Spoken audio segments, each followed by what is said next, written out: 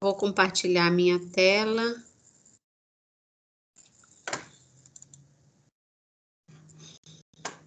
Então, essa semana a gente vai ver o capítulo 12. Nós deixamos para o capítulo 12, porque o capítulo 11, quando eu terminei de dar, eu achei que tinha muita coisa para vocês que fizeram orgânica 1 no estilo remoto, aquela coisa de mecanismo e etc. Muita coisa ali eu achei que ia complicar, que não estava dando muito para vocês seguirem, não, mesmo porque vocês não estavam falando nada, né? Mas, enfim, eu prefiro que vocês aprendam o básico do capítulo, mas aprendam bem.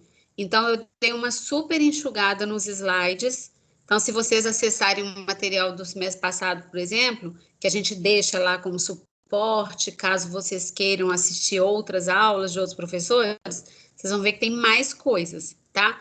Mas aqui nos meus slides eu deixei o mínimo do mínimo que vocês precisam saber sobre o capítulo 12, que é como preparar álcoois a partir de compostos carbonílicos, tá? Então, os slides aqui já estão super enxutos, tivemos 44 slides que eu já postei na sala, e a gente vai começar esse capítulo do Solomons, que é o capítulo 12, né? Vocês sabem sempre que vai aparecer isso para vocês, que essa aula é exclusiva para o aluno, para vocês. Então, aquele link que eu mandei para vocês de YouTube também é só para vocês, vocês não podem divulgar, então é expressamente proibida a divulgação em qualquer formato para terceiros. Isso tudo veio da UFMG e vocês sabem isso, né? Então, tanto eu usar essas figuras, imagens e etc. Esqueci de falar isso na primeira aula, mas aí eu lembrei de falar aqui. Então, no capítulo anterior, a gente viu como preparar álcoois a partir de aletos, por SN1 e SN2, que era uma coisa que vocês viram desde lá da Orgânica 1, e a gente viu aqueles métodos de adição a alcenos para produzir álcool, seja usando meio aquoso, a catálise ácida, né? Então, hidratação em meio ácido, que dava adição Markov-Nikov, mas o problema é que o mecanismo passa por carbocátion e dá rearranjo. Vimos o uso de sais de mercúrio 2 para evitar o rearranjo e vimos a hidroboração, oxidação para obter álcoois de forma anti-Markov-Nikov. Então, a gente vai ver agora mais formas de preparar álcoois que são a partir de compostos carbonílicos. Então, eu acho que vocês sabem o que são compostos carbonílicos. Compostos carbonílicos, eles têm... Isso aqui é uma carbonila, né? C-O é uma carbonila. Então, lá, talvez, do Enem, quando vocês foram fazer Enem, teve gente que estudou muita função orgânica, que bate o olho e já sabe o que é, né? Então, tipo, alguns compostos carbonílicos, aqui tem várias classes. Então, quando você tem uma carbonila ligada a um hidrogênio, isso aqui é um aldeído. Muitas vezes, quando você vai aparecer na fórmula desenhada assim, Xó, né? Esse Xó, não existe Xó, é C-O-H. Então, isso aqui caracteriza um grupo aldeído. Tem carbonila de cetona. O que é uma carbonila de cetona? É quando a carbonila está ligada a dois grupos R, carbonos. Podem ser carbonos saturados ou insaturados, né? Então, pode ter carbono aqui, sei lá, metila, ou pode ter um grupo fenila. Então, cetona está ligada a dois carbonos, saturados ou insaturados. Isso aqui é um ácido carboxílico. Então, essa função C-O-H é um ácido carboxílico. Então, isso aqui, ó, muita gente confunde essa nomenclatura. Isso é uma carbonila e isso é uma carboxila, né? Então, carbonila é o geral. Todos esses compostos têm carbonila, mas o único que tem carboxila é o ácido carboxílico. Então, muitas vezes também o ácido carboxílico vai aparecer desenhado nas estruturas assim, COOH. Então, você tem que abrir, se você for fazer, por exemplo, se você quiser saber o que acontece com a molécula, você tem que abrir essa estrutura dessa forma para você enxergar que tem uma carbonila. Isso aqui, ó, C-O-O-R, ligado a um R do lado de cá, é um éster, né? Isso aqui é um cloreto de ácido, então, no lugar ligado à carbonila tem um cloreto. Isso aqui é uma amida, Então, amidas tem carbonila ligada ao nitrogênio. Se esse nitrogênio, todas as amidas, você tem que considerar que ela veio de uma amônia, por exemplo. Então, se um dos hidrogênios da amônia foi substituído pela carbonila, isso é chamado de uma amida primária. Se eu tivesse um segundo grupo R aqui, né, então significa que a amônia foi substituída 2 hidrogênios, isso é uma amida secundária, e se os 2 hidrogênios fossem substituídos por um grupo R, isso seria uma amida terciária. Ésteres cíclicos, isso aqui é um éster, mas vocês estão vendo que a função, ela pertence a um ciclo, né? Então, vejam, o éster, o que que era? Quando esse éster, então, é cíclico, ele é chamado de lactona, tá? E uma amida cíclica, isso aqui é uma amida, é chamado de lactama. Existem outras funções contendo carbonila, tá, gente? Existe imida, existe tio, aqui, ó, tem esse aqui, um tioéster, isso aqui é um enxofre.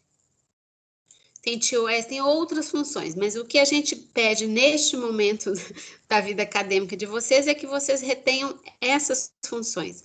São funções muito importantes. A gente, na Orgânica 2, a gente estuda demais reatividade de carbonila. E antes de passar para frente, eu vou voltar no meu primeiro slide que eu tinha feito, só para ilustrar aqui, né? Era só para ser uma capa, mas depois eu lembrei que isso aqui ia servir na aula de hoje. Isso aqui é a atorvastatina. Não sei se vocês sabem, é uma estatina. Estatinas são substâncias que controlam o nível de triglicérides, né? De gorduras no sangue. Lipodemia que fala, né? Então, são substâncias usadas para controlar a lipodemia. E vocês estão vendo aqui é uma síntese, a gente não vai entrar em etapas. Está vendo que eu falo para vocês que as moléculas da vida real são muito maiorzinhas que as moléculas do sólomos? O sólomos, se depender dele, ele só foi em reação a partir dessa molécula. Mas vocês vão para a vida real e as moléculas são um pouco maiores, né? Então, vocês estão vendo que tanto aqui na atorvastatina, quanto nas moléculas precursoras da síntese, tem várias funções carboxílicas. Vocês podem me identificar alguma, por favor? Fala o que vocês estão reconhecendo aí como função. Nessa molécula que está aí perto do seu mouse tem uma amina, tem... Amina? Nessa última, a última molécula. Ou você quer Essa? na primeira? Não. Na última do slide que eu tô falando. Mas você quer Essa? na do começo? Tem o quê? Tem uma amina, Não, mas eu queria que tem... você reconhecesse funções contendo o grupo, a carbonila. Ah, tá. Peraí. Nessa primeira aqui de cima, tem um ácido carboxílico aqui no final, um Aqui em CO2H. cima tem um ácido carboxílico, né? É, Que mais? também parece que é uma amina aqui embaixo. Amina? Amina É, não quero amina, não. Quero só contendo composto não, carbonila. amida, Ah, confundi. aonde que tem Aqui, uma ó, amida? aqui, ó, dupla O, N ligado ao anel, bem. Aqui, É, tá. nessa Onde? aqui, na de baixo, Essa? tem um aldeído no show Aqui tem um aldeído. e tem o mesmo grupo amida. Que mais que tem aqui? No produto tem um éster. Aqui? É, Aqui tem um éster. tem outra amida. A amida tá aqui. Ali nessa isoascorbic acid tem um outro éster Mas é um éster cíclico, cíclico. Como é que ele chama? lactoma. Lactona. Lactona. Isso. Isso. Que mais? O CO2T-butila é éster também? É um éster. Isso aqui é assim, ó. Isso aqui é C dupla O terbutila. Acho que só tá faltando mais um agora.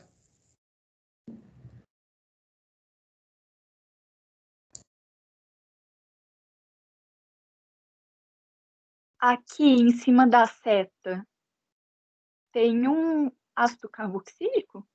Não, não é ácido, mas tem uma função aqui. Que função que é essa? Tem, é um éster. Um éster, né? Então, ó, vocês estão vendo que numa sintesinha super simples, já tem 9, 1, 2, 3, 4, 5, 6, 7, 8, 9 carbonilas de diferentes grupos funcionais, né? E aí eu posso trabalhar com essas carbonilas do jeito que eu quiser.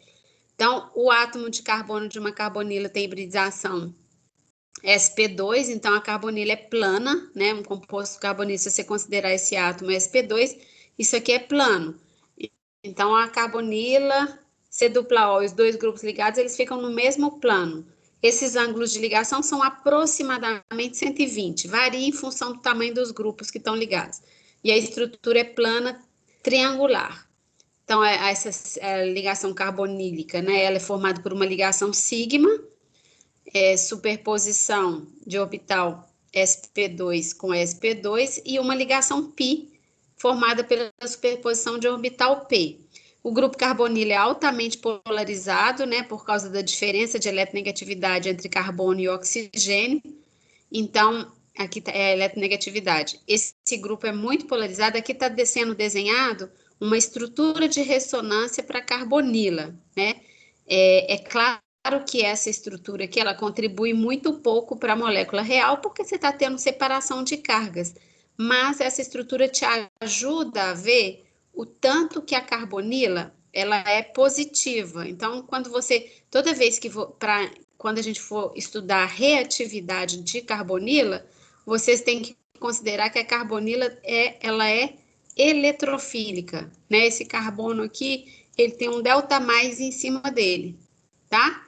Então, é claro que essa estrutura, quando você desenha várias estruturas de ressonância, gente, você pode chamar isso aqui é uma estrutura de ressonância, isso aqui é uma estrutura de ressonância, ou você dá nome a isso de formas canônicas, tá?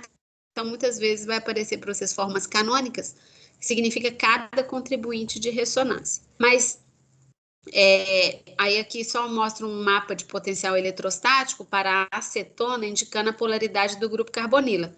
Então, aqui é a ligação C-O, e onde está vermelho é onde tem mais elétrons. Então, mostra que uma carbonila, você tem uma alta densidade eletrônica no oxigênio e uma deficiência de elétrons no carbono. Então, você tem delta mais e um super delta menos aqui. Isso vai ser importante quando a gente for pensar na reatividade da carbonila. Por que a gente já está estudando carbonila agora? É porque eles podem, a gente não está estudando álcool. Os compostos carbonílicos, eles podem ser reduzidos a álcoois. E os álcoois podem ser oxidados a compostos carbonílicos. Então, se eu transformo uma acetona, por exemplo, se eu introduzo hidrogênio nessa acetona, né, vai ser uma redução. E se eu faço o contrário, se eu pego um álcool e oxido, eu transformo isso numa acetona. Para reconhecer se um processo é de oxidação e redução na química orgânica, é igual na inorgânica, na verdade. Em orgânica, quando você pensa assim, aumentou o conteúdo de hidrogênio, está tendo uma redução. Diminuiu o conteúdo de hidrogênio, está tendo uma oxidação. Mas o mais correto é você realmente calcular o NOx desse carbono para ver se esse carbono ganhou ou perdeu elétrons, para saber se ele foi reduzido ou oxidado, tá? A gente vai ver isso aqui, a gente vai aprender a calcular NOx de todos os compostos do mundo. Esses compostos carbonílicos, todos eles, igual eu falei, como eles são eletrofílicos, o que é eletrofílico mesmo, gente? Deficiente em elétron, que é elétron. Deficiente em elétrons. Então, todos os compostos carbonílicos, como a carbonila é deficiente de elétrons, ela pode ser atacada por um nucleófilo, tá? Então, nucleófilo não é alguém que procura um centro positivo? Nucleófilo tem elétrons e vai atacar um centro positivo. Então, a gente vai ver algumas reações bem básicas. Carbonila pode ser atacada assim por um monte de nucleófilo. Mas nesse capítulo especificamente, como a gente quer transformar em álcool, a gente vai ver o nucleófilo hidreto, um nucleófilo equivalente de carbânio e um carbânio também derivado do acetileno. Então, a gente vai ver todas essas adições de nucleófilo à carbonila, vai formar um intermediário tetraédrico que depois vai ser protonado e vai ser convertido em álcool. Então, é o capítulo que eu transformo carbonila em álcool, tá? Aquilo que eu estava falando para vocês, ó, como que eu sei que está oxidando ou se está reduzindo? Aumento de hidrogênio ou diminuição de oxigênio é redução. Aumento de oxigênio ou diminuição de hidrogênio é oxidação. Mas tem um jeito melhor de calcular o NOx do carbono envolvido na transformação. Mas acho que na próxima slide a gente vai aprender esse cálculo. Vejam que quando eu passo de um alcano para um álcool, eu estou oxidando. Porque estão vendo que reduziu o conteúdo de hidrogênio? Quando eu passo para um aldeído, pego um álcool e transformo em um aldeído, eu estou oxidando. Eu reduzi o conteúdo de hidrogênio. Quando eu transformo um aldeído num ácido, eu estou oxidando, tá? E o contrário, vocês estão vendo que em cima da seta, então, é só oxidando, e o contrário é tudo redução, porque eu estou aumentando o conteúdo de hidrogênio, tá? Mas, assim, isso é quando eu estou contando oxigênio, né? Mas existe uma forma mais abrangente de considerar que eu estou tendo oxidação, é quando eu aumento a quantidade de qualquer elemento mais eletronegativo que o carbono. Por exemplo, se eu pegar isso aqui e tirar um hidrogênio e colocar um cloro, também é um processo de oxidação desse carbono. Cadê? O que está acontecendo? Vocês estão vendo a tela, gente? Estamos. Sumiu Então, tá. para você? É porque apareceu um negócio aqui para mim. Então, aqui, ó, também eu reduzi o conteúdo de hidrogênio, mas eu não introduzi oxigênio. Eu introduzi cloro. Mas cloro é mais eletronegativo do carbono. Então, se a gente contar o NOx aqui, vocês vão ver que ele vai cada vez mais passar para um estado de oxidação mais alto. Então, a forma de calcular o NOx de um elemento ó, é bem fácil. É tipo, eu nem sei o que tem nesse slide, mas, por exemplo, vou calcular o NOx, não de carbono. Vou começar com um exemplo simplesinho aqui, que é a água oxigenada, por exemplo. Qual que é a água oxigenada? Se eu desenhar a estrutura de Lewis para ela, essa aqui. Qual que é a carga formal desse oxigênio? E como que vocês calculavam carga formal?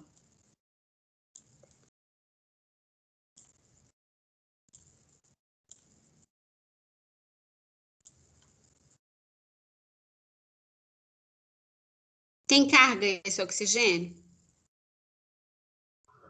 Não. Não, né?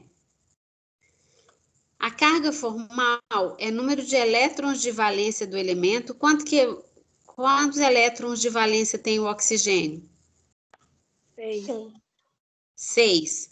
Menos o número de elétrons que ele aparenta ter. Tem aquela fórmula lá, elétrons isolados, menos metade dos elétrons compartilhados, mas não precisa decorar a fórmula. Eu sempre falo assim, carga formal, número de elétrons de valência menos o número de elétrons que ele aparenta ter para ele. O que aparenta ter para ele? Os não compartilhados são só dele. E os outros, que está envolvido em ligação covalente, eu corto equitativamente, não é assim que eu faço? Então, é 6 menos 1, 2, 3, 4, 5, 6. 6. A carga formal é 0. Agora, se eu for calcular o NOx desse oxigênio, é um outro processo que eu vou fazer. É o número de elétrons de valência, menos o número que ele aparenta ter, só que agora, o que acontece? Eu conto os elétrons que são compartilhados para o átomo que é mais eletronegativo. Antes, para a carga formal, independente da diferença de eletronegatividade, eu dividia no meio. Agora não. para calcular o NOx desse oxigênio, eu vou contar esses dois para ele, esses dois para ele, e esse par de elétrons aqui, eu vou contar ele todo para o oxigênio, porque ele é mais eletronegativo do que hidrogênio. Aqui eu vou dividir, porque eles têm a mesma eletronegatividade. Então, o NOx do oxigênio aqui é 6 menos 1, 2, 3, 4, 5, 6, 7. Então, o NOx do oxigênio aqui é menos 1, tá? Então, porque agora a gente vai calcular NOx de um monte de coisa para saber se está oxidando ou reduzindo. O raciocínio é sempre o mesmo. Número de elétrons de valência menos o número que ele aparenta ter, só que quem fica com os elétrons da ligação é o átomo mais eletronegativo. Então, por exemplo, no álcool, né? Esse álcool aqui, qual que é o número de NOx desse carbono? Independente do que vocês estarem vendo aí nesse desenho, como vocês calculariam o NOx desse carbono? 6 menos quantos elétrons?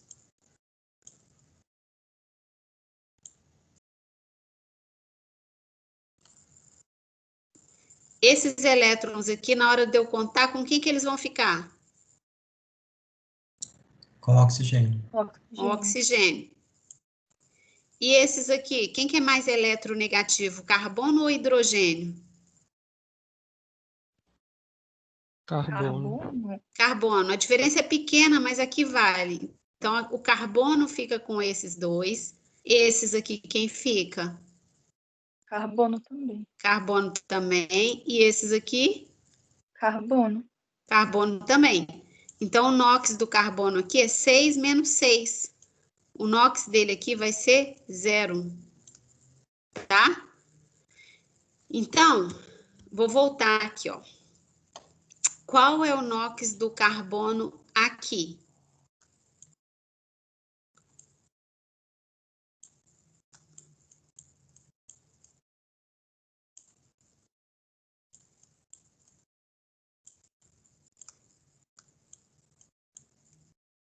Lembrando que esse R deve ser um carbono, tá?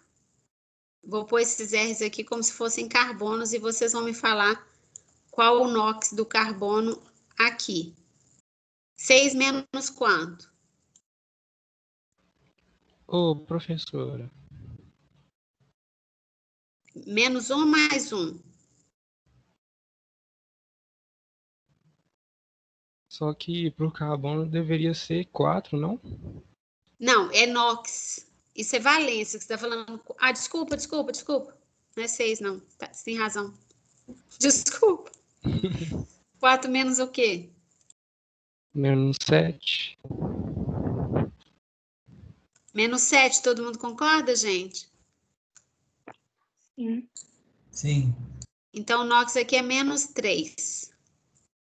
E aqui? 4 menos quantos que eu conto para ele? 5? 5, né? Então, deu menos 1. Estão acompanhando, gente? Porque esse aqui conta para o oxigênio. Esse aqui divide. Esse conta para o carbono e esse conta para o carbono. Então, eu contei 1, 2, 3, 4, 5. Menos 1. E aqui? 4 menos quanto? Menos 3, Por que 3? porque o oxigênio fica com 2 ligações. Aí, tipo, ficariam 4 pro oxigênio. Pro oxigênio? Pro oxigênio? Não, esses Aí, elétrons aqui eu contei todos pro oxigênio. sim, Esses aqui eu contei para quem? esses aí são do carbono. E esses aqui? Aí divide. Então é 4 menos quanto? Menos 3. Ah, que dá quanto? Aí dá 1. 1, né? Tudo bem, gente? Então aqui é 4 menos 3, que é igual a 1. E esse aqui? 4 menos 1. 4 menos 1, que é mais 3. Então, vocês estão vendo, ó, que passou de -3 para -1, -1 para 1. Então, o que que está fazendo? Ele está ganhando elétrons, não é? Eu estou ficando cada vez mais positivo. Não, desculpa. Eu falei que ele estava ganhando elétrons? Sim. Falou. Ele está perdendo, né? Ele está ficando mais positivo. Então, ele está se oxidando, concordam? Sim. Certo, gente? Então, dá para ver que ao passar daqui para cá é uma oxidação, para cá é uma oxidação, para cá é uma oxidação, porque ele está perdendo elétrons. Redução ganha elétrons, né? Então, isso aqui é que está desenhado aqui, ó. Número de elétrons, é aquilo que a gente fez, tá bom?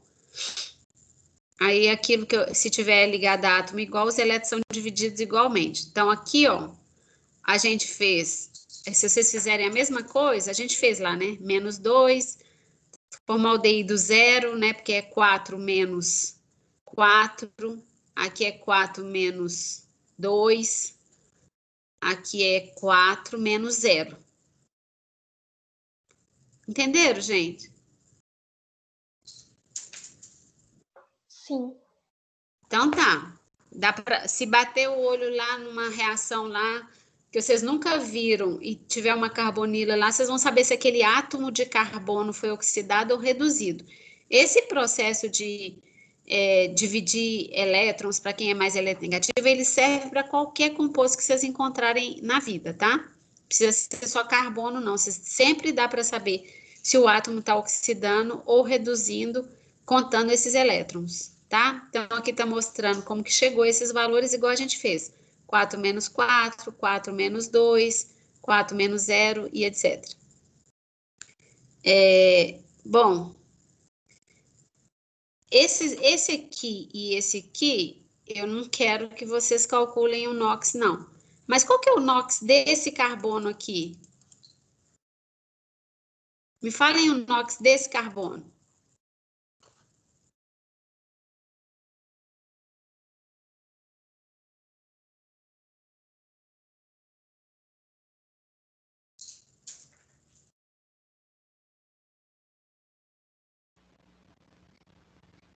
Ia ser +1. Aham, para mim é +1. O que vocês acham? Porque é 4 menos quantos elétrons para ele? Isso aqui é carbono, isso é carbono, então eu divido no meio. Carbono, carbono, divido no meio. E dessa ligação eu conto para quem? Pro nitrogênio. Para o nitrogênio, então é 4 menos 1, 2, 1. 4 menos 3 é +1, ok? Ok. Aí ela, porque já tinha calculado, a gente já tinha calculado antes. Bom, e então, agora essas moléculas aqui, esses exercícios. Essa transformação aqui foi uma redução, oxidação, adição, eliminação ou rearranjo? Essa pergunta é for kids, né? Já pensou se ela viesse na prova como primeiro exemplo, valendo 5 pontos? O que aconteceu aqui, gente?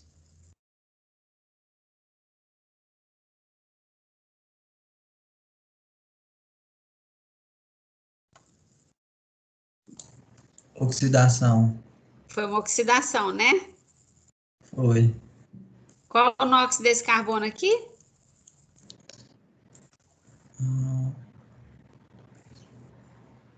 Zero. +2. 0.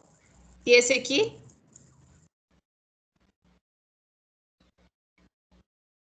2. 2. +2. +2. Então, 0 para +2, perdeu o elétron, se oxidou, tá bom?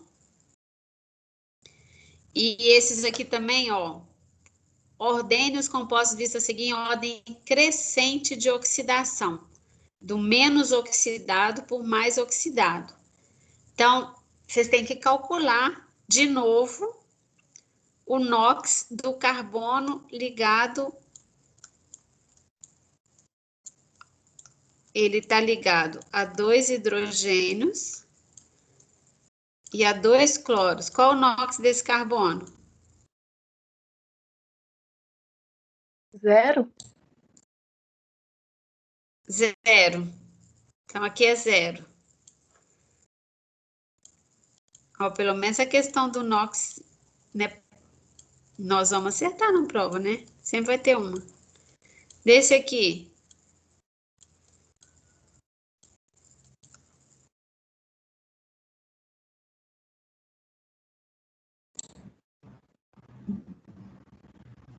Dois mais dois. Mais 2. Quem não estiver acompanhando, pede para eu parar, hein? E do metanol?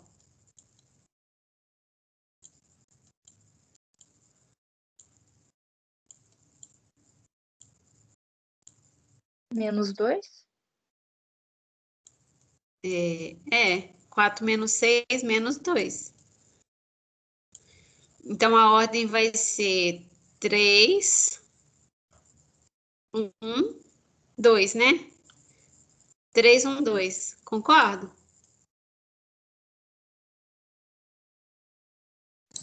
Sim. Então, tá bom. Então, ó, vocês vão conseguir identificar quando está ocorrendo uma oxidação ou uma redução. Bom, como que a gente obtém álcool? Porque, por enquanto, eu só mostrei lá as etapinhas para um ser oxidado, se era oxidação ou redução. Mas como que eu consigo reduzir um composto carbonílico para ele para ele ser reduzido, para ele virar um álcool? Então, existem vários agentes redutores que fornecem hidreto, tá? Então, esses reagentes redutores, eles vão fornecer para o composto carbonílico um hidreto. Toda hora eu clico aqui. Um hidreto. Um hidreto é um hidrogênio com 2 elétrons e, portanto, ele tem carga formal negativa. Só que não existe pote de hidreto, né? Não existe um pote de hidreto. Existe um hidreto simplesinho, que a gente usa em reação ácido-base, que é um hidreto de sódio. Mas hidreto de sódio, essa ligação aqui é iônica.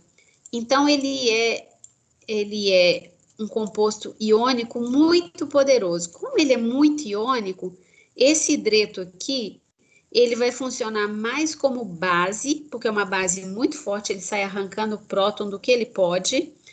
Ele funciona como base e ele não vai funcionar como nucleófilo para reduzir carbonila.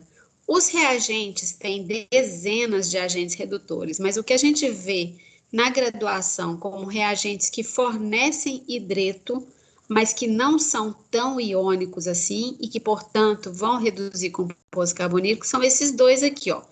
Um chama boro hidreto de sódio, então eu tenho o boro ligado a 4 hidrogênios, então a carga formal do boro é menos, e ele é um sal. Isso aqui é o espectador, a gente não vai usar, nem pensar nele, e aí vai ficar lá assistindo a reação. E tem esse hidreto de, na verdade é hidreto de lítio-alumínio, mas em português muitas vezes você vai encontrar como hidreto de alumínio e lítio, e muitas vezes nos livros você vai encontrar abreviado assim. Então, esse hidreto de lítio-alumínio também ele tem hidretos ligados ao alumínio, o lítio é contra-íon, tá? Esses reagentes, eles vão fornecer um hidreto para o composto carbonílico. Então, gente, sei lá, suponhamos que eu tivesse lá, vou desenhar aqui, depois eu apago. Hidretos são nucleofílicos, né? A gente não vai abordar o mecanismo para essas reações aqui, não. Mas é uma coisa bem fácil. Suponhamos que fosse o hidreto solto na vida, porque não é o hidreto solto na vida, mas faz de conta que era que tivesse lá hidreto lá no balão solto. Quando um hidreto encontrasse com a carbonila, que tipo de reação, que o hidreto poderia fazer aqui, sabendo que o hidreto é negativo? Ataque nucleofílico?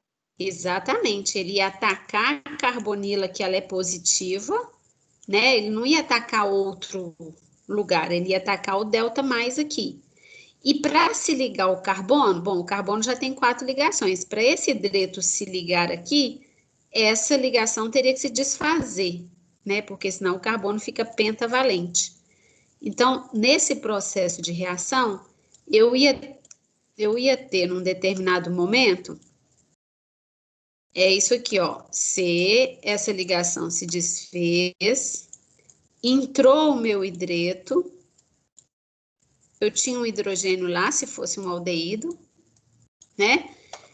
E aí eu passo de um carbono sp2 para um carbono sp3. O que acontece? Esse intermediário aqui, ele é bem estável, assim. Depois a gente vai ver que tem alguns tipos de intermediários que não são muito estáveis, não.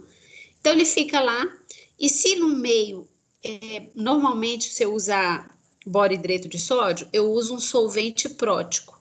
Aí, esse alcóxido, né, uma base forte, ele vem pegar um próton do solvente, por exemplo, ou se não tiver solvente lá, eu coloco alguma coisa para protonar, e vocês estão vendo que por esse mecanismo bem simplesinho, eu obtenho um processo de redução.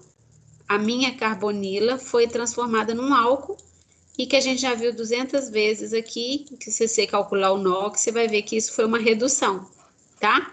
Só que, igual eu falei, não existe pote de hidreto. Esse hidreto simplesinho é uma base muito forte para ser usada como nucleófilo, por isso que tem esses reagentes aqui que são aparentemente complicados, mas são muito usados em laboratório e fáceis de manusear, tá? Então, esses reagentes são os redutores que vocês vão ver em cima da seta, nas reações, para reduzir os compostos carbonílicos. Existe uma grande diferença de reatividade, tá, gente? Entre os dois. A gente vai discutir por quê. Mas borohidreto de sódio, ele é um redutor relativamente fraco. Ele é fácil de trabalhar, por exemplo, você pode fazer a reação num solvente como água, como álcool. Se você fizer uma reação com hidreto de lítio-alumínio em água, você põe fogo no laboratório. Então, a diferença de reatividade é muito grande entre os dois. Quanto maior, gente, a diferença de eletronegatividade, quanto maior, vamos falar assim, ó. Quanto maior... Gente, cadê o negócio? Cadê a borracha? Quanto maior o caráter iônico do hidreto, mais reativo ele é. Isso significa que hidreto de sódio em água também pega fogo, tá? Porque ele é muito reativo. Então, a diferença de eletronegatividade entre alumínio e hidrogênio é 1,5. Então, isso aqui não, na verdade, peraí, deixa eu não tá aqui os valores, não. Mas a diferença de eletronegatividade entre alumínio e hidrogênio, ela é muito grande, ela é muito maior que a diferença de eletronegatividade entre boro e hidrogênio. Então, vamos dizer que este hidreto aqui, ele tem mais caráter iônico do que esse hidreto aqui. É como se essa ligação fosse mais covalente e essa ligação fosse mais iônica. E quanto mais iônico, mais reativo. E essa reatividade é vista da seguinte forma: esse aqui pega fogo, esse aqui não pega fogo em água. Isso aqui é um redutor muito mais poderoso do que esse aqui. Isso significa que a gente vai ver os compostos carbonílicos mais difíceis de serem reduzidos vão ser reduzidos com hidreto de lítio-alumínio. E os mais fáceis de serem reduzidos vão ser reduzidos com borohidreto de sódio, tá? Ficou confuso? Dá para decorar, o povo decora também, tá? Mas existe uma razão para isso. Então, borohidreto de sódio é mais fraco o redutor e ele reduz os compostos carbonílicos mais fáceis de serem reduzidos, que são aldeído e cetona. Já vou dar o spoiler aqui para vocês. Depois a gente vai tentar entender por quê. Então, borohidreto de sódio reduz aldeído e cetona, hidreto de lítio-alumínio reduz tudo. Essa é o que todo mundo decora. Borohidreto de sódio reduz aldeído e cetona, hidreto de lítio-alumínio reduz tudo. Mas isso tem uma razão, está relacionado com a reatividade. Então, esse aqui é muito mais reativo, ele reduz tudo. Isso aqui é menos reativo, ele vai reduzir só os fáceis de serem reduzidos, que são aldeído e cetona, tá? Então, aqui, ó, a facilidade de redução, tá? É isso aqui, ó, um aldeído é muito mais fácil de ser reduzido do que uma cetona, que é mais fácil de ser reduzido do que um éster, que é muito mais fácil de ser reduzido do que um carboxilato, por exemplo, tá? Então, aldeído e cetona são reduzidos por boro-hidreto de sódio. Hidreto de lítio e alumínio reduz todo mundo. Eu vou perguntar para vocês por que vocês acham, o raciocínio vale para todo mundo, tá? Mas por que vocês acham que um aldeído, ele reduz mais fácil do que um éster?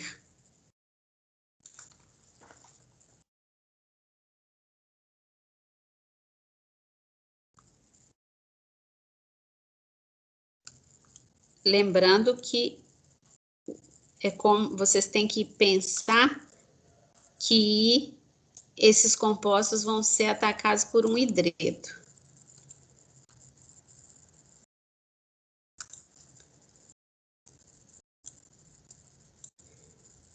Por essa sequência aqui, gente, ela está falando que o aldeído, ele é... Nossa Senhora, faz de conta que esse é um elétron, tá? Que o aldeído, ele é mais susceptível de ser atacado por um hidreto, por exemplo, do que um éster. Por quê? O que o aldeído tem ou não tem, que o éster tem?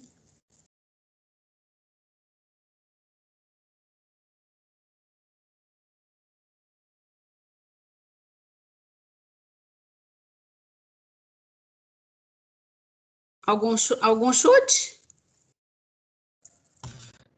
Por causa do estado de oxidação dos NOx? Do NOx? É um chute. Não. Tem a ver com carga, mas não é exatamente o NOx. Tem a ver com a eletrofilia, na verdade. Tem a ver com o tamanho do delta mais em cima desses carbonos. Por exemplo, entre aldeído e cetona, acho que mais fácil, tira o éster, que o éster vai ser complicado ainda. Entre aldeído e cetona, quem que vocês acham que tem o maior delta mais? O aldeído ou a cetona?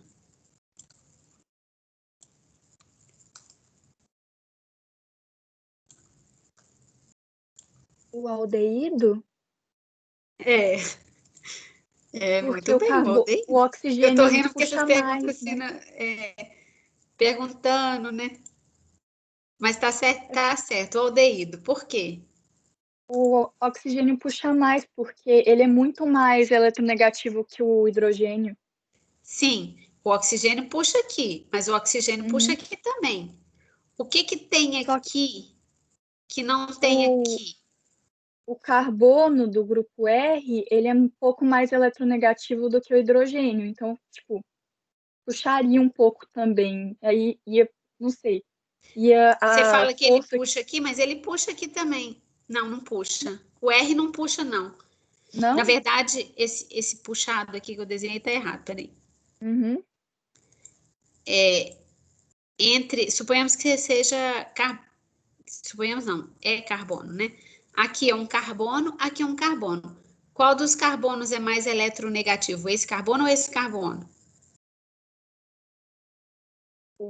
Como assim? Não entendi. Esse carbono aqui é um carbono sp2.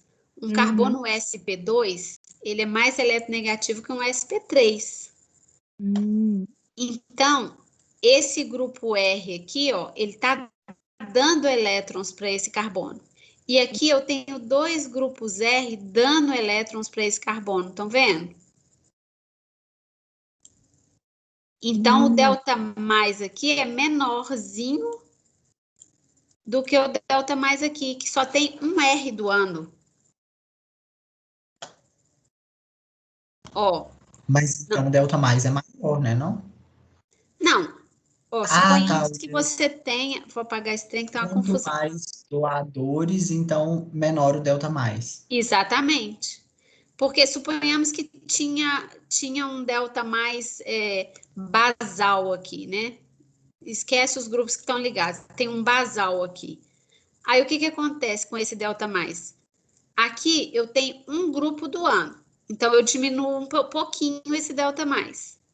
Aqui eu tenho 2 grupos doando. Então esse delta mais está menorzinho ainda, concordam? Sim. Concordo com essa confusão que eu aprontei aqui de delta mais? Mas é isso, quanto mais grupos eu tiver doando para esse carbono, eu diminuo. Porque, ó, quando eu tenho um delta mais grandão, se eu tiver grupos doando elétrons para esse centro que está deficiente de elétrons, eu estou ajudando a diminuir essa deficiência. Então, esse delta está ficando menor, concordam? Então, aqui eu tenho um deltão, vou pôr assim um deltão. Aqui eu tenho um delta médio, porque eu tenho 2 grupos alquila doando. Aqui eu tenho um delta menor ainda, e aí aqui é uma coisa experimental. O que acontece? Como o oxigênio tem par de elétrons, gente, ele doa elétrons por ressonância para essa carbonila. Então, ela é menos deficiente ainda do que aqui, que não tem ressonância, tá? E essa ressonância aqui, ó, ela é perfeita, porque ela contribui muito para o híbrido, de estabilizar essa carga negativa. Então, aqui o deltinha é minúsculo.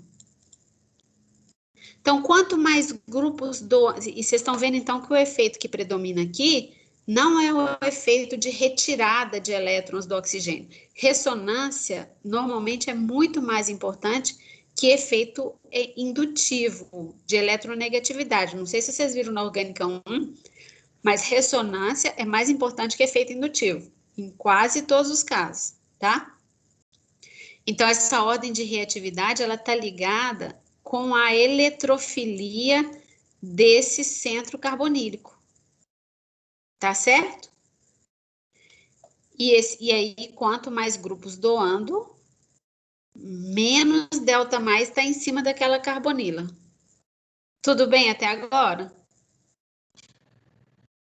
Essa parte, sim.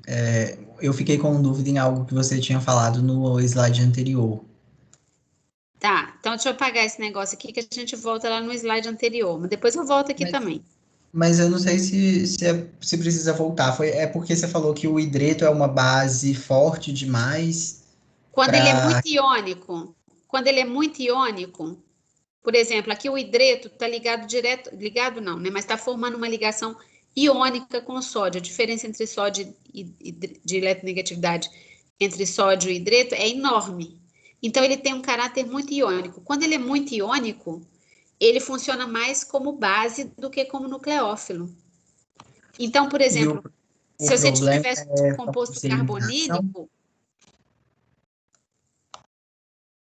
espera aí só um pouquinho, se você tivesse um composto carbonílico e reagisse ele com hidreto de sódio, ao invés do hidreto funcionar como nucleófilo, que a gente quer que ele funcione aqui, ele vem arrancar o próton. Ele vai funcionar como base, não como nucleófilo. Pode perguntar agora, desculpa ter te interrompido. Não, era o que eu estava imaginando, é porque eu estava pensando que ia favorecer a reação de eliminação, mas pode ser que favorece também a reação ácido-base, se for com Sim, ácido sim. carboxílico. Entendi. Na verdade, as reações ácido-base são as que têm menor energia de ativação. Então, se elas puderem acontecer, elas vão acontecer antes que a reação de eliminação, substituição. Ah, entendi. Mas, assim, é claro que poderia também, se tivesse um grupo abandonador na molécula, ele poderia ter dado eliminação também, mas aí não tem jeito de você prever, tem jeito de você explicar, tá? Tá bom, obrigado.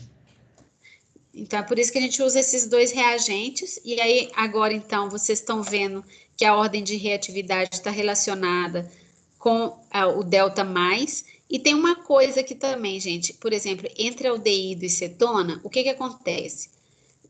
Por que que ele ainda é mais reativo? Porque ele é menos impedido. Na verdade, quando a gente fala desse impedimento estérico, você tem que pensar no estado de transição. Então, por exemplo, o hidreto vai, de alguma forma, atacar aqui. Então, aqui nesse ataque, não tem impedimento estérico, não, porque a molécula é plana. Então, o hidreto pode vir. Eu acho que a gente nem vai abordar a estereoquímica, mas o hidreto pode vir por uma face ou pela outra da carbonila, tá?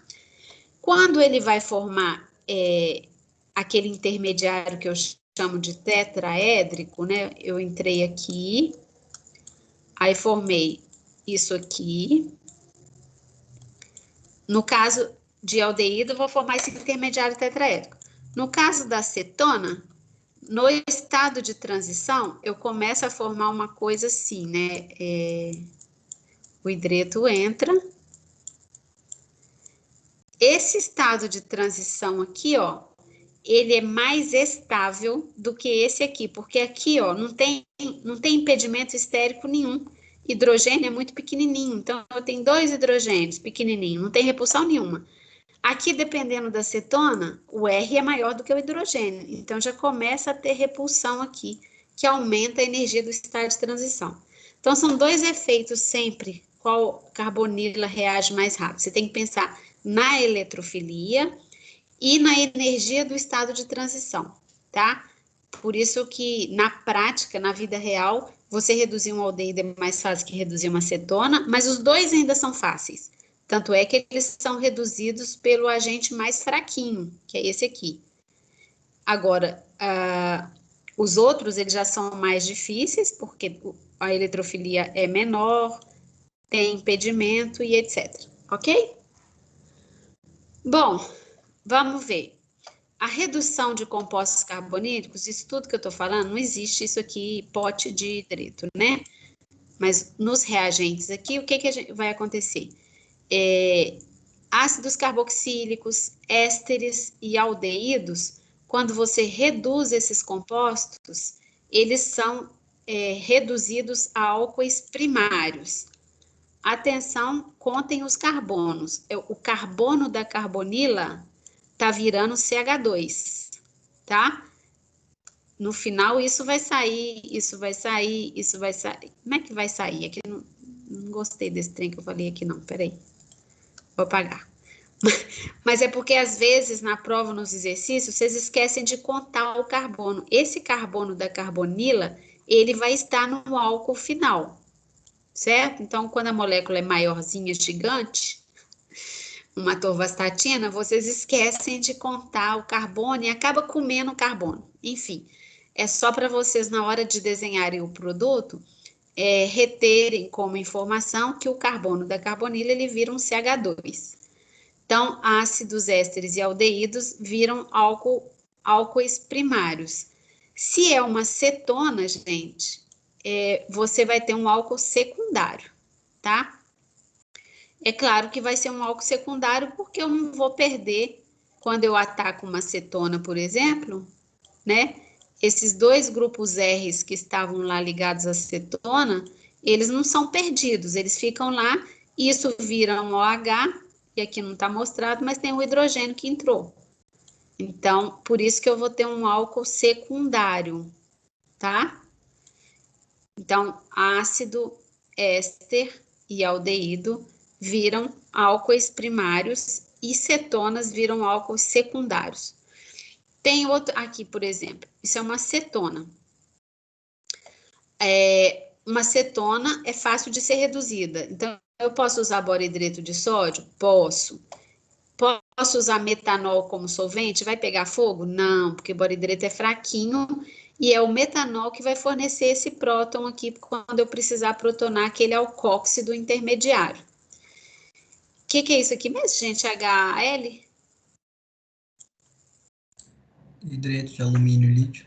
Hidreto de lítio e alumínio. Hidreto de lítio e alumínio, adiciona aqui, consegue reduzir? Consegue. Se o fraquinho consegue, é claro que o forte também vai conseguir. Eu não precisaria, né? Porque ele é mais difícil de trabalhar, eu poderia usar isso. Mas acabou isso, eu posso usar hidreto de lítio e alumínio. Vejam uma coisa importante também, que sempre vocês confundem isso. Quando eu ponho assim em cima de uma seta, boridreto de sódio e metanol, significa que eu peguei isso aqui, coloquei no meu balão e coloquei isso tudo junto lá no balão e não deu problema. Quando eu ponho em cima da seta 1 parêntese, 2 parêntese, 3 parêntese, significa que são etapas diferentes. Primeiro eu coloco o hidreto de lítio alumínio, não tem água lá no meio, mesmo porque vai pegar fogo. Eu coloco o hidreto de lítio alumínio, ele vai reagir aqui, vai formar o alcóxido intermediário e depois que a reação acabar, tem jeito no laboratório de eu ver que a reação acabou, tem jeito de eu ver que se esse produto foi todo consumido, até por cromatografia em camada fina, né, camada delgada, que vocês viram na prática do semestre passado, mas enfim, isso significa que depois que a reação acabou, é que eu jogo água para elaborar, o que a gente chama de elaborar a reação, para dar o produto final. Quando tá assim, 1, 2, são etapas diferentes, tá? Isso é muito importante quando a gente vai discutir o mecanismo da reação. Às vezes, vocês colocam coisas que nem estão no balão ainda para explicar o que está acontecendo. Então, nessa primeira etapa, o hidreto entrou aqui, formou O- e o hidreto entrou. Quando eu jogo água, a água vem protonar o hidróxido. Mas, bom, são transformações que levaram à redução, né? Se a gente calcular o NOx aqui e o NOx aqui, a gente vai ver que foi uma redução com um rendimento muito bom. Existe outra forma de reduzir isso? Existe. Hidrogenação catalítica. Acho que vocês chegaram a ver hidrogenação catalítica na Orgânica 1? Ou no Enem? Acho que viram, né? Hidrogenação catalítica é para você hidrogenar, entra com hidrogênio, satura aqui e satura aqui. Então, se você usar boridreto de sódio ou hidreto de lítio alumínio, eles vão reagir só na carbonila. Mas se você usar uma hidrogenação, você vai reduzir a dupla e reduzir a carbonila, tá bom? Bom, Professora, oi. eu tenho uma dúvida na hidrogenação. Ah, Por exemplo, aí não tá falando. Supostamente seria um mol de hidrogênio, né? Nessa hidrogenação catalítica. E mesmo sendo um mol, eu vou hidrogenar as duas partes? é porque você não vai ter muita seletividade na hidrogenação. Então, mesmo que você consiga colocar 1 mol de hidrogênio, ele não consegue meio distinguir os dois grupos funcionais, não. Então, o mais usual é você colocar um excesso mesmo de hidrogênio, sabe? Porque é muito. Você não consegue diferenciar grupos funcionais quando você usa uma atmosfera de hidrogênio. É por isso que você não consegue, por exemplo, pegar um alcino e transformar ele num alceno com a entrada de 1 mol de H2. Porque quando você começa a formar a primeira molécula de alceno, ela também já reage e vai para alcano. Então você não consegue controlar aonde você quer entrar com o hidrogênio, entendeu? Entendi. Porque eu errei isso numa prova da Orgânica 1 e eu fiquei assim, uai, mas só tem 2 hidrogênios e para mim não ia ir nas duas duplas.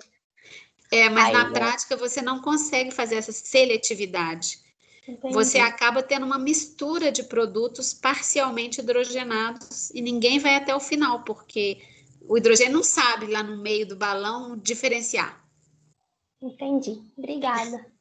De nada. Então, gente, qual que vai ser o produto da reação aqui?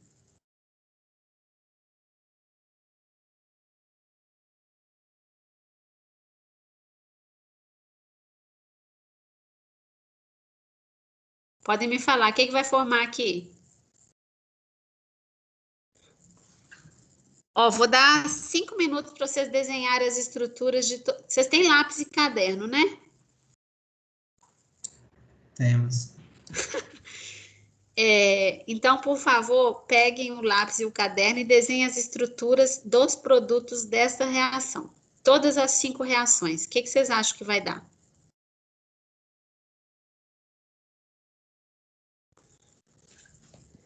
Eu ainda estou tentando ver vocês até agora aqui no meu celular.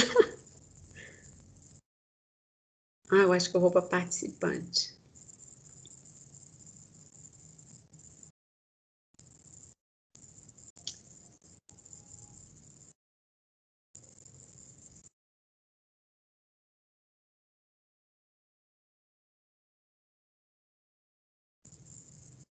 Vocês assistem aula no celular? É muito ruim assistir no celular.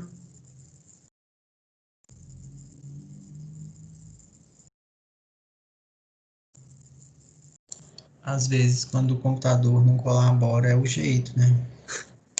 É muito pequitinho.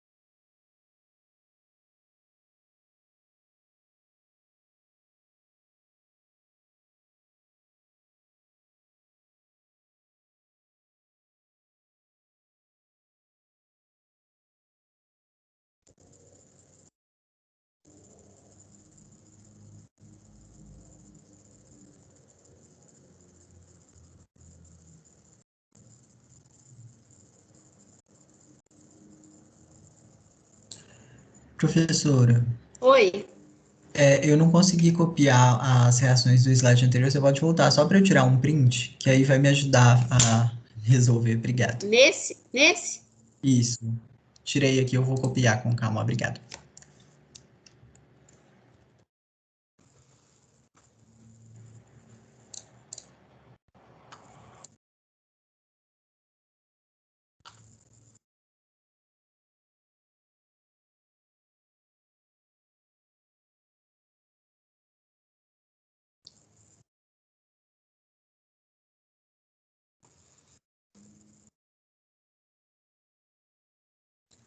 Ó, eu estou vendo aqui no meu celular quem está na aula. Então, Eduardo, você vai me falar o resultado desse. Giovana, você vai me falar o resultado desse. Caio, você vai me falar o resultado desse. Karina, desse. E Luana, desse. Ok? Comecem por esses que foi atribuído a vocês, porque não vai dar tempo de esperar fazer todos.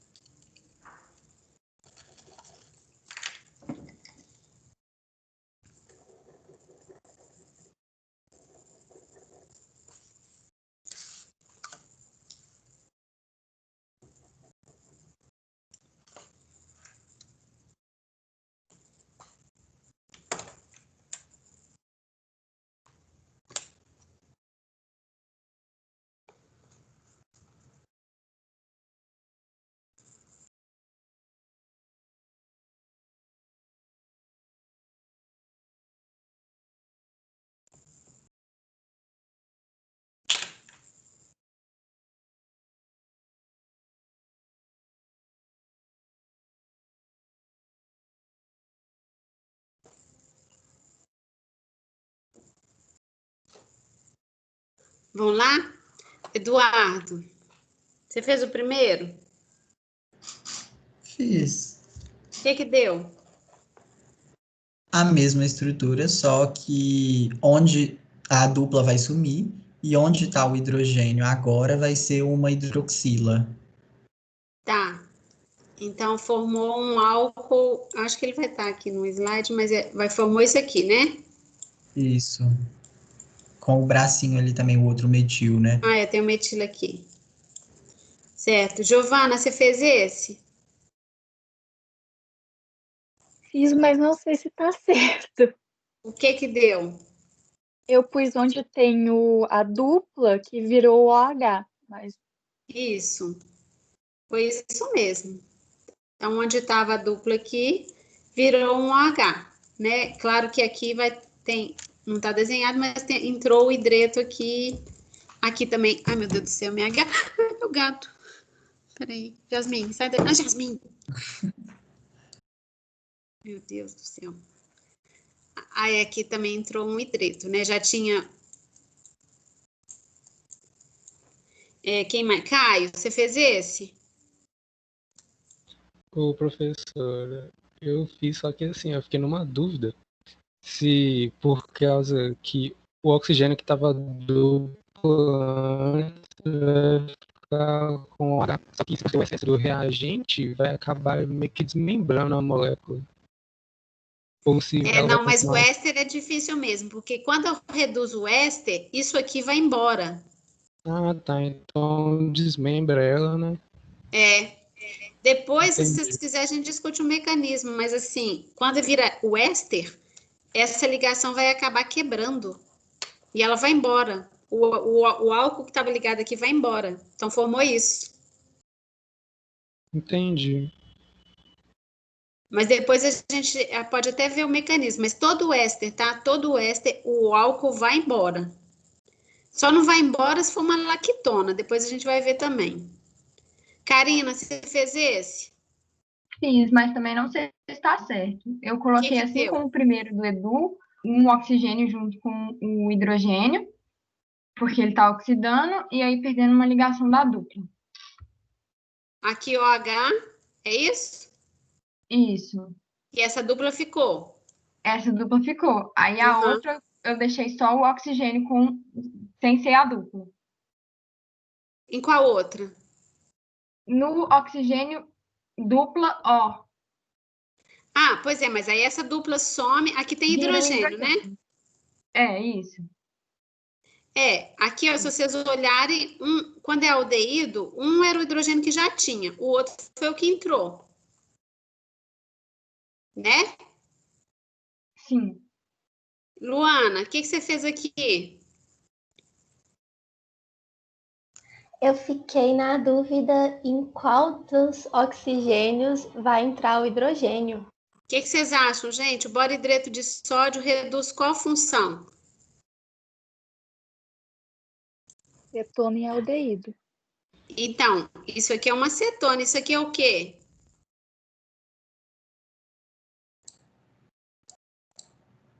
É um éster.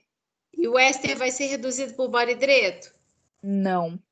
Então, o éster vai ficar intacto e a cetona vai ser reduzida, certo?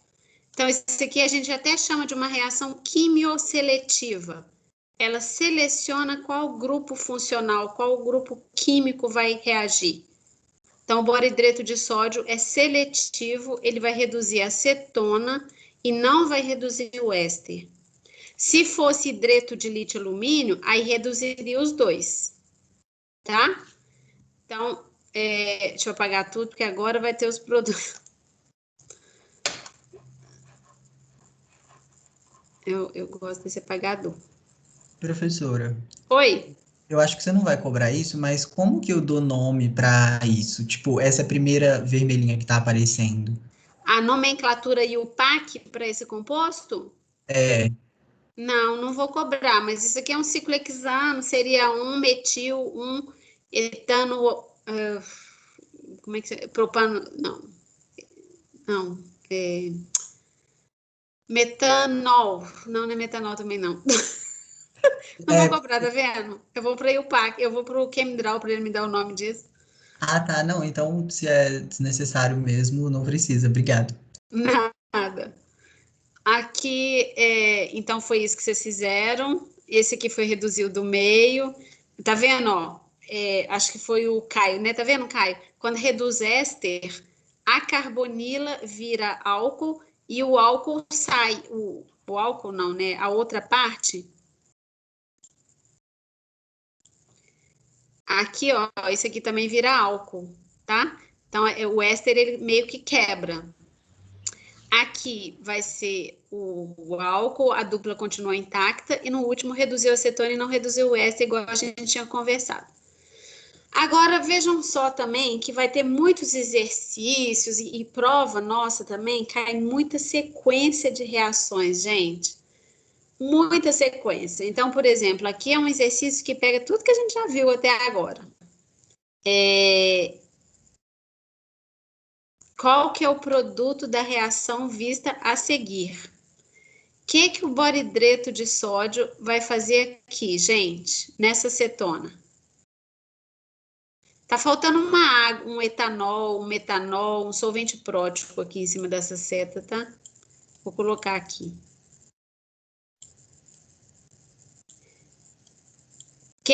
Quando você vê boridreto de sódio e cetona, em que você pensa?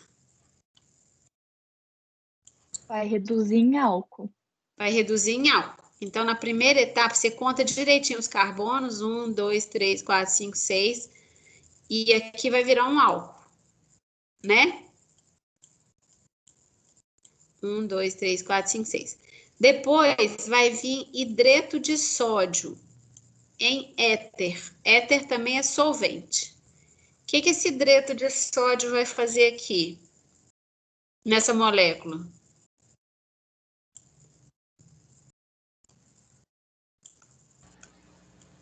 A gente viu isso na aula passada. O que um hidreto faz? Hoje também a gente viu. O que o hidreto faz aqui? Ele atuaria como base de tiraria o hidróxido. Peraí, não ouvi. Quem tá falando é o Caio? Isso. Tá cortando essa ligação, Caio. Fala de novo. Ele atuaria como base e tiraria o hidrogênio da hidroxila? Muito bem, muito bem. É uma base forte, eu tenho um hidrogênio ácido, então ele vai ser usado aqui para formar um alcóxido, né? Tirou o próton e formou um alcóxido. Alcóxido, e depois eles jogam lá isso aqui, gente. O que o alcóxido vai fazer aqui com essa molécula?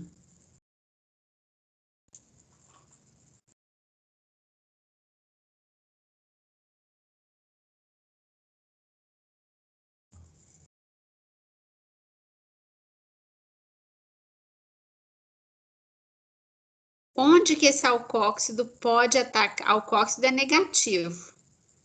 Onde nessa molécula tem um centro positivo com um bom grupo abandonador? Esse grupo com enxofre é um bom grupo abandonador, não é? Esqueci o nome. Esse grupo com enxofre, mas qual é o ponto exato que esse oxigênio vai atacar? Ó, tem dois centros muito positivos nessa molécula. Esse enxofre, faz de conta que é no enxofre que eu tô colocando delta mais. E esse carbono aqui é positivo também, tá, gente? Não é? Porque ele está ligado ao oxigênio. Qual dos dois pontos positivos esse oxigênio vai atacar? Eu acho que o carbono.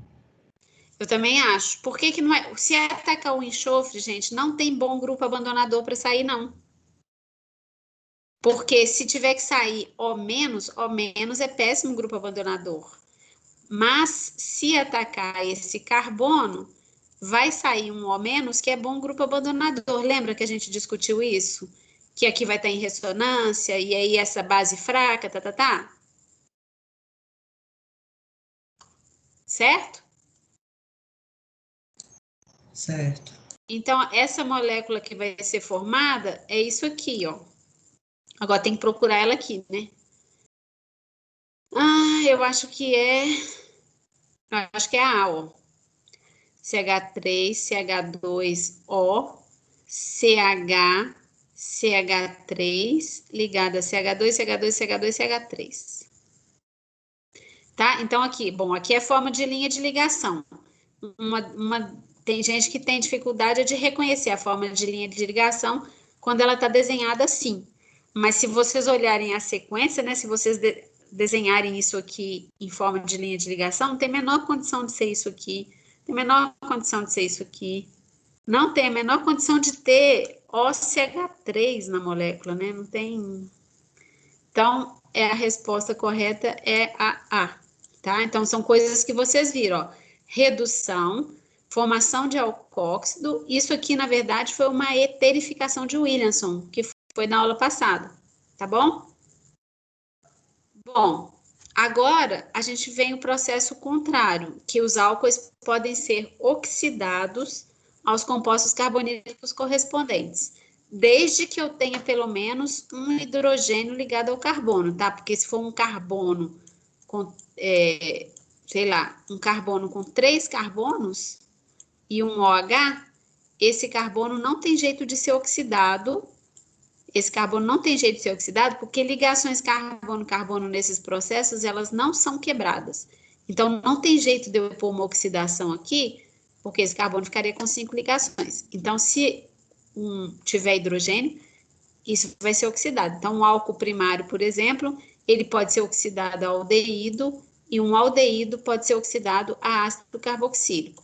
Ácido carboxílico não pode ser oxidado a mais nada, porque, de novo, ligação carbono-carbono nesses processos não são quebradas.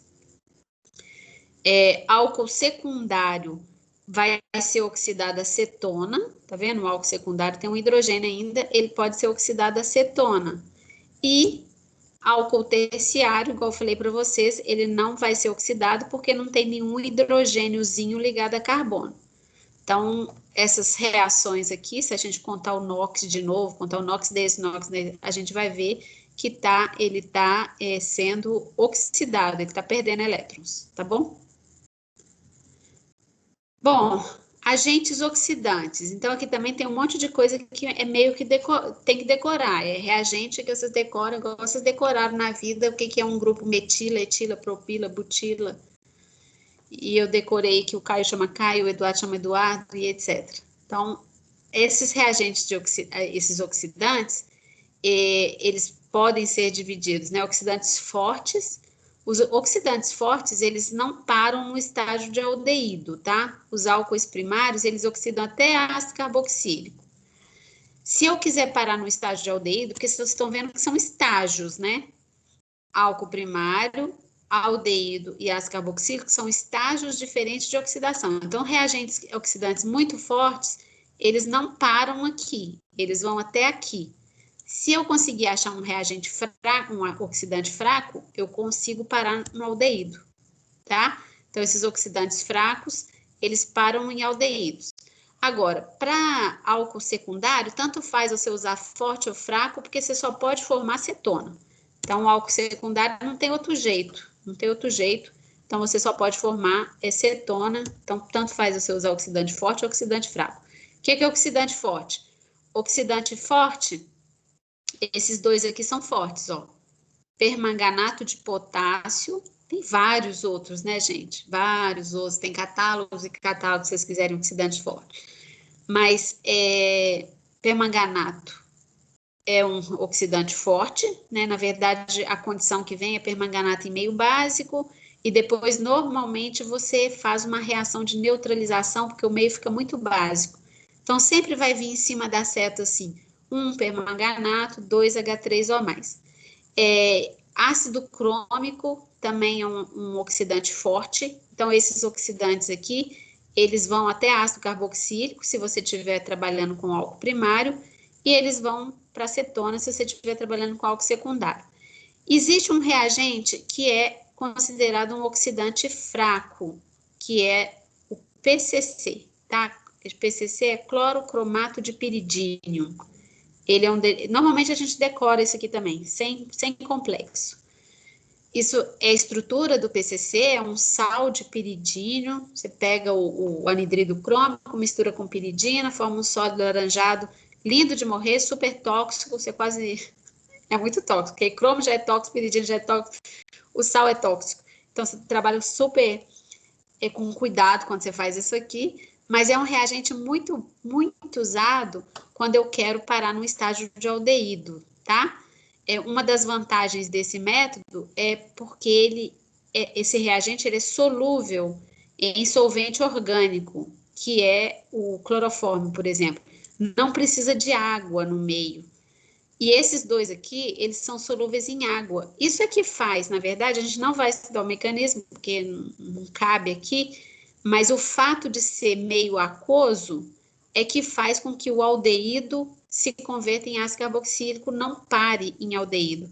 Se eu não tiver água, o processo para em aldeído, tá? Então, a grande vantagem de usar PCC é que o meio é anidro e eu paro no estágio de aldeído. Nesses casos aqui que eu uso esses oxidantes fortes em meio aquoso, o aldeído continua se oxidando a ácido carboxílico, tá? Aqui está mostrando a reação de preparação que eu falei para vocês, e aqui a força do oxidante. A gente não vai calcular o NOx aqui, mas se vocês quiserem, depois vocês podem calcular para vocês verem que realmente está oxidando aqui, né? Você passa de um álcool para o aldeído, é uma oxidação, de um aldeído para um ácido carboxílico é uma oxidação também. Vocês podem ver que está diminuindo também, né? Se vocês olharem, lembra que no início a gente falou que diminuir o conteúdo de hidrogênio era um processo de oxidação? Então, aqui, esse carbono antes tinha 2 hidrogênios, agora ele tem 1. Então, ele está oxidado, e esse aqui não tem nenhum, então ele está mais oxidado. É aquela história que a gente falou, álcool secundário pode ser oxidado a acetona, e álcool terciário não pode ser oxidado. Então, aqui está mostrando algumas transformações. Por exemplo, se eu tenho um álcool primário e quero transformá-lo num ácido carboxílico, eu vou usar os fortes. Se eu quero pegar esse álcool primário e transformá-lo no aldeído, eu vou usar o fraco lá que eu falei para vocês, da piridina, tá? E acetona não tem jeito, né? Para oxidar isso, não tem jeito de aldeído ou ácido, ela só vai para acetona, então tanto faz você usar o forte ou o fraco. Preveja o produto principal para cada reação a seguir. O que vai acontecer aqui quando eu coloco PCC nessa molécula, gente? Quem vai oxidar? E vai virar o quê?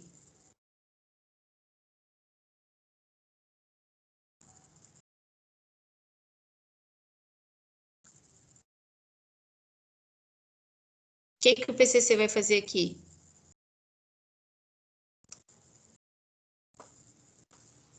A hidroxila vai oxidar e vai virar um aldeído? Exatamente, muito bem. Esse carbono aqui, que era esse álcool é primário, secundário ou terciário?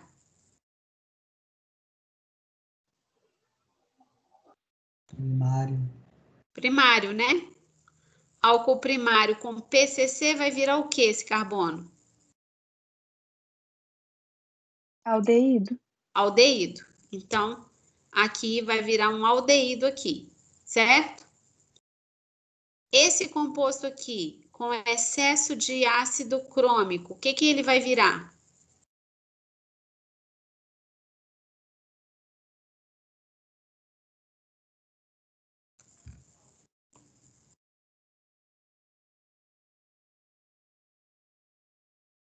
Um ácido carboxílico? Aonde? Aqui na hidroxila também. A hidroxila vira um ácido carboxílico. E o carbono do aldeído, você acha que ele fica intacto ou ele também reage?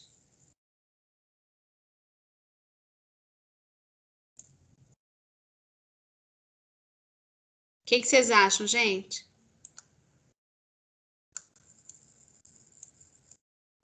Acho que reage por causa da palavra excesso. Mas mesmo que não fosse excesso, ele ia reagir também. Se não fosse excesso suficiente, você ia ter uma parte oxidada aqui, uma parte oxidada aqui, mas o reagente, ele é capaz de oxidar álcool primário e aldeído, Então, o produto dessa reação vai ser, mesmo que não tivesse excesso, você ia ficar com uma mistureba danada. Você ia ter uma parte aqui, porque não ia ter reagente para reagir nos dois pontos, mas você ia ter uma mistura de coisa oxidada aqui, coisa oxidada aqui, coisa oxidada dos dois, coisa não oxidada. Então, o excesso é para garantir mesmo que você tenha tudo oxidado, tá? Então, o produto vai ser um diácido. E aqui, esse álcool com PCC, o que ele vai formar?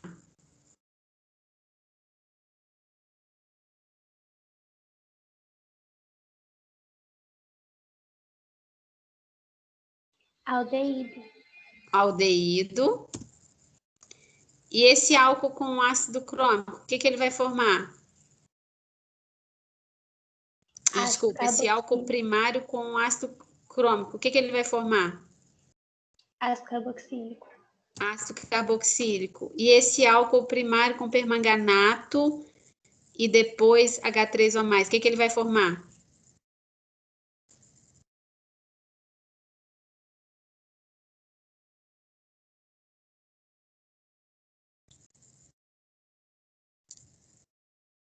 Hein, gente? Ele é oxidante forte ou fraco?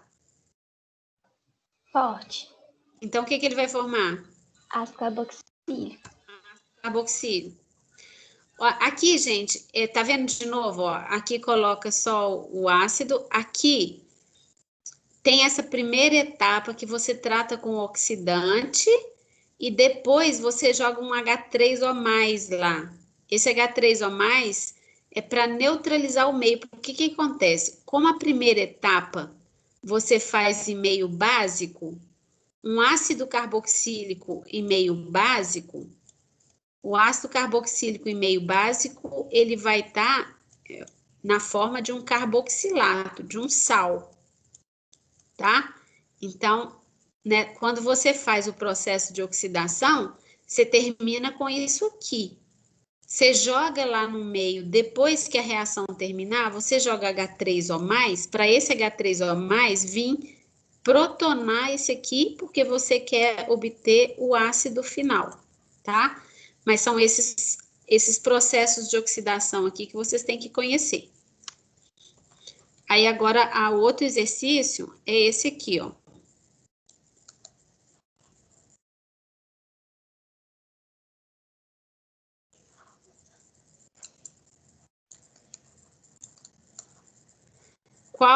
Qual reagente vocês usariam para fazer essa transformação? Se vocês tivessem que converter esse álcool primário nesse aldeído, o que vocês iam usar? PCC. PCC. Indiclorometano. E se vocês tivessem que fazer essa transformação aqui, o que vocês iam usar?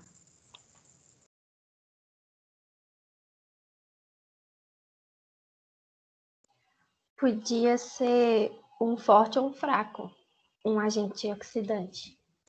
Na verdade aqui, ó, como é um álcool secundário, uma acetona, qualquer um dos três daria, tá? Então, podia ser o PCC, podia ser o ácido crômico, podia ser o permanganato, todos eles levariam acetona, ok? Qualquer agente oxidante faria essa transformação. Então, mais um exercíciozinho aqui. Qual é o produto principal da reação entre o 2-hexanol e isso aqui é o sal, né, o dicromato de sódio em meio ácido, vai formar aquele reagente oxidante, que é o ácido crômico. Qual seria o produto principal entre esse 2-hexanol e o ácido crômico, gente?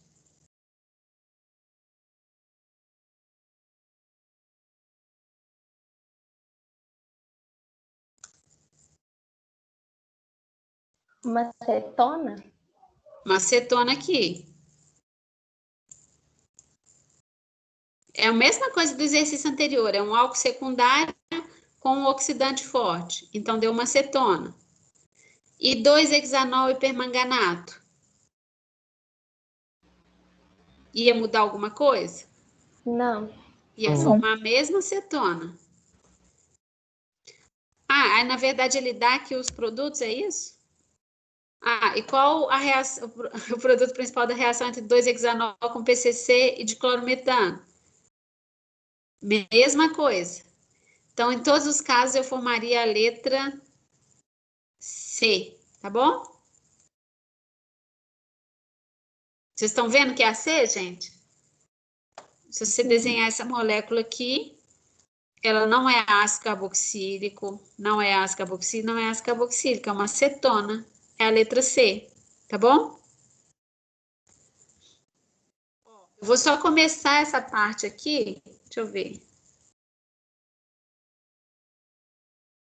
Vou começar essa parte aqui para já adiantar para a próxima aula, mas na próxima aula eu volto aqui, porque tudo que a gente aprendeu hoje, então, foi relacionado com a redução de carbonila para formar álcool e com a oxidação de álcool para formar composto carbonílico. E quando a gente viu a redução, né, que era a adição de hidreto, a gente viu que o hidreto, né, daqueles reagentes, eu não mostrei, mas o hidreto daqueles reagentes é que atacava a carbonila e formava o alcóxido que depois era protonado. Agora a gente vai entrar numa parte em que o nucleófilo não vai ser hidreto, vai ser um carbono negativo. Então, um carbânion, tá? O átomo de carbono carbonílico, que a gente já viu, ele é eletrofílico. A gente já viu também quem é mais eletrofílico do que o outro, e ele é passível de ser atacado por um nucleófilo. Neste primeiro ataque, eu passo de um carbono sp2 para um carbono sp3. Então, isso aqui que eu formo como primeiro intermediário, isso aqui é um íon alcóxido, tá, gente? Não é um alcóxido? A gente não viu que OR- não é um alcóxido? Então, eu formo primeiro nesses ataques um alcóxido, que depois vai ser protonado. E aí, quando ele é protonado, eu vou formar um álcool, tá? Então, se eu parto de uma cetona, eu obtenho um álcool, por exemplo. O mecanismo geral é esse que a gente viu. Eu acabei de falar para vocês. Então, o nucleófilo ataca a carbonila, forma um intermediário tetraédrico, independente de quem foi esse R aqui, vai formar um alcóxido que pega um próton, ou ele pega do meio, ou depois a gente joga alguma coisa para neutralizar. Mas o resultado, então, ó, uma carbonila virou um álcool. Qual que é a diferença com as reações que a gente viu anteriormente? Que o nucleófilo era hidreto. Agora, esse nucleófilo pode não ser hidreto, ele pode ser outra coisa. Então, ele entra no álcool. Eu tinha acetona e esse nucleófilo entrou na molécula. Então, eu vou gerar outros compostos. Vou gerar muitos compostos diferentes, dependendo do nucleófilo. Então, esses aqui a gente já viu, os hidretos, e os carbânions agora é que a gente vai estudar. Esses carbânions, carbânion é um carbono negativo, né, gente? Não sei quem que vai estar ligado aqui, pode ter 3 grupos ligados, mas ele tem um par de elétrons aqui, e, portanto, a carga formal dele vai ser -1. Então, eu vou ter uma carga menos para um carbono que está ligado a 3 grupos apenas e que mantém um par de elétrons, a carga formal dele é -1. E esses carbânions, normalmente, não existe pote de carbânio no laboratório, mesmo porque são espécies muito reativas. Mas eles podem ser formados, se eu tiver no laboratório, reagentes organometálicos, como esse organolítio ou esse organomagnésio que está sendo representado aqui, tá? Então, o que são compostos organometálicos? Só para definir aqui. São, pelo próprio nome, né, são compostos que contêm ligação carbono-metal. Então, aqui está mostrando vários compostos organometálicos e a natureza da ligação entre o carbono e o metal. Por exemplo, se a diferença de eletronegatividade entre o carbono e o metal for muito grande, o caráter dessa ligação é um caráter iônico. Então, por exemplo, se o metal for sódio ou potássio, isso aqui vai ser um organometálico iônico. E lembrem-se que eu já falei, quanto mais iônico, mais reativo. Então, organometálicos de sódio ou potássio, eles são dificílimos de você preparar, porque eles são tão reativos que você tem que usar uma atmosfera inerte. Assim que eles vão sendo formados, se tiver água no meio, ele já reage. Então, muito iônico, muito reativo. Não é fácil trabalhar com eles. Tem os organometálicos, por exemplo, quando a diferença entre o carbono e o metal de eletronegatividade não é muito grande, essa ligação vai ter um caráter covalente. Então, por exemplo, se o metal for chumbo, estanho, mercúrio, talho, isso aqui vai ser uma ligação com caráter covalente. Então, são organometálicos muito estáveis. Essa ligação covalente se desfaz com muita dificuldade. Então, você pode deixar ele lá na bancada 3 meses que ele vai ser estável. Esse aqui você não pode nem respirar em cima. E eu tenho os intermediários, que são os que a gente tem interesse na prática, eles funcionam para a gente em química orgânica, que são os organometálicos de magnésio ou de lítio. Tem outros, tá? Tem de cobre, tem de selênio, mas na graduação a gente vê os de magnésio ou de lítio. Essa ligação aqui, ela tem um caráter intermediário entre iônico e covalente. Isso faz com que eles sejam manuseáveis, né, no laboratório. Claro que você tem que ter todas as condições, você não pode ter umidade. E esse caráter é suficientemente iônico para garantir que o carbono ele haja como se ele fosse um carbânion. Ele não é um carbônio verdadeiro, mas na hora de reagir é como se ele fosse um carbânion, tá? Então, aqui está uma tabela mostrando a diferença de eletronegatividade entre os elementos e o caráter iônico da ligação. Então, quanto maior a diferença de eletronegatividade, maior o caráter iônico, mais reativo, tá? Mas não precisa preocupar, porque aqui não colocou a eletronegatividade desses metais. Então, mas isso aqui é importante, ó. Organolítios e organomagnésios são os mais usados em síntese orgânica. Eles vão ser estáveis num solvente não reativo, que é o éter. Eles vão ser bases muito fortes, porque são carbânios, e eles vão ser nucleófilos muito bons. E a gente vai ver como que eles funcionam como nucleófilos em compostos carbonílicos, mas isso só na próxima aula, tá ok? Até aqui, tudo bem, gente? Gente, cadê vocês? Vocês estão aí? Peraí. No final vai ficar tudo bem. No final vai dar tudo certo. Mas hoje a aula foi devagar, gente. Não teve nem mecanismo. Foi bacana. Você vai falar que não foi, né? Não vai falar que não foi, né, Eduardo? Ah, que isso, professora. Sua aula é a melhor do semestre. Tá bom, Eduardo. Eu vou te dar 2 pontos. Tô brincando. Peraí que eu tenho que salvar, fazer aquele negócio de chamada aqui. Eu não sei nunca onde é. Peraí, participantes. Baixar a lista de presença. Ponto, baixei. Parei a gravação. E os exercícios